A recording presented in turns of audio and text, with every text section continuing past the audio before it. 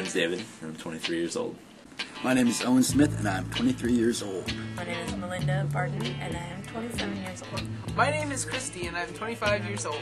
My name is Chris, and I'm 29 years old. My name is Colleen, and I'm 23 years old. My name is Jason, I'm 23 years old. My name is Iris, and I'm 18. My name is Prentice, and I'm 18. My name is Al Guy, and I'm 19. My name is Brandon, and I'm 19. My name is Amanda, and I'm 20 years old. My name is Sarah, and I'm 18 years old. That it's strange. I think of small Oregon communities.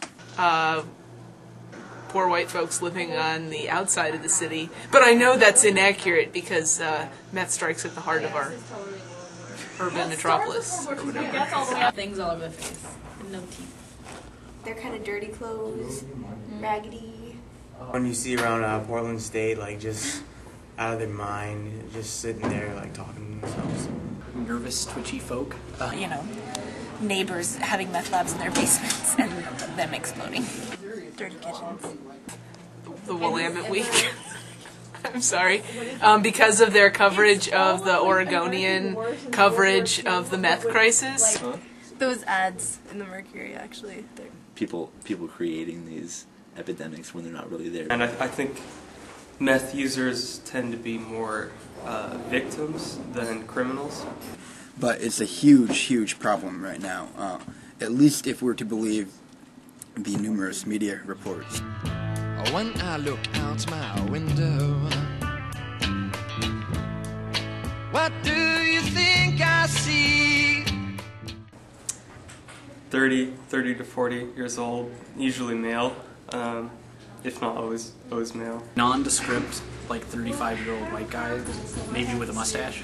Ooh, a fat old man. Ugh. Potbelly. Who's bald, yeah. Yeah. And like he drives around a van. Yeah, a white van. And like for some reason he always has candy. What does he do with the van? He parks it in front of like children's. Like he parks in front of elementary school and just opens it and like hangs out. Just hangs out in there with his candy. For some reason, I keep getting a picture of kind of like a younger guy now because I watched Hard Candy recently. Hey Ed, what's that movie with Kate Winslet that you bought? Sex offender would be more greasy, and you know, in his van instead of axes and shit, he'd have like, you know, child porn and lube. The Kate Winslet movie where she has the affair, and the guy cuts off his penis. Little children. Yeah, little children. Little children is what I think of when I think of sex offenders. When I lived in Maine, I had a neighbor who was a registered sex offender, and I actually lived above a daycare. And they had to post these signs everywhere around him, and we never really knew what he did, but he was definitely kind of tall and balding and sweatpants wearing and zonked out, like he was tranked out on whatever they'd given him after they let him out. Kevin Bacon. And he's strange. Sure is strange. Jack the Ripper. Ted Bundy. Timothy McVeigh. Ted Bundy. I don't know, Hannibal. Like, kind of creepy. Creepy. Creepy, balding, middle-aged white guy, you know, real thick school teacher glasses, you know, got his hands down his pants all the time, rattling change. It's really creepy. Sort of, you know, drives a van. I picture a real similar guy, actually, to the sex offender. Like, middle-aged white guy, you know, nondescript, you know. Somehow it seems like they're always really boring looking, you know, like they're not dramatic criminals.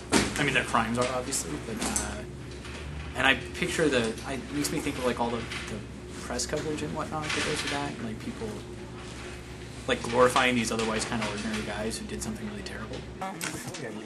The movie Psycho. Yeah, I kind of get white Caucasian male, darker hair, not necessarily ugly, but not surprisingly good looking, I guess. Ooh, man, she took the words right out of my mouth. Some of the time they're normal looking. Okay, I totally think. Have you guys seen Taking Lives? Yeah. That guy, how he's seems like a total average guy that anyone could talk to. Yeah, like a sociopath. Yeah, and he's like good looking and people get along with him really well. That kind of thing. Yeah. Wears like a striped polo shirt. And they smell because they don't take showers because they just think about how to kill people. It's a very romantic term.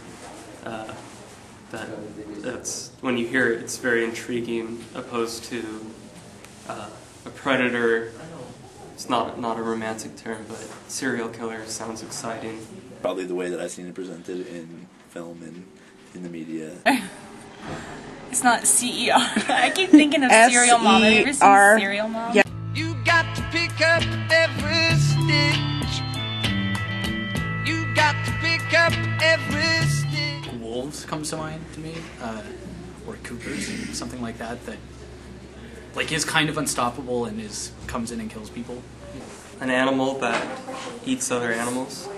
Like a big cat, actually. Evil. Definitely a child molester. Or someone skulking around outside of school in sweatpants. Like the movie? The movie, first of all. Yeah, I just had a very clear image of the Predator from Alien vs. Predator. To catch a predator. Okay, cool. So I think of those guys from To Catch a Predator on NBC, and how they're really disgusting. Just like come in with like just shorts on and like a cut tank top. Yeah, and it's like seriously. And they probably smell bad, and they have like alcohol and like Yeah, they bring like things to, like, 14-year-olds alcohol. yeah, and extra stuff. condoms. Oh, I was just saying hi, and I thought that I would bring condoms. I just brought this alcohol for me. Yeah, just for me to drink it and then drive. Must be the season of the wind.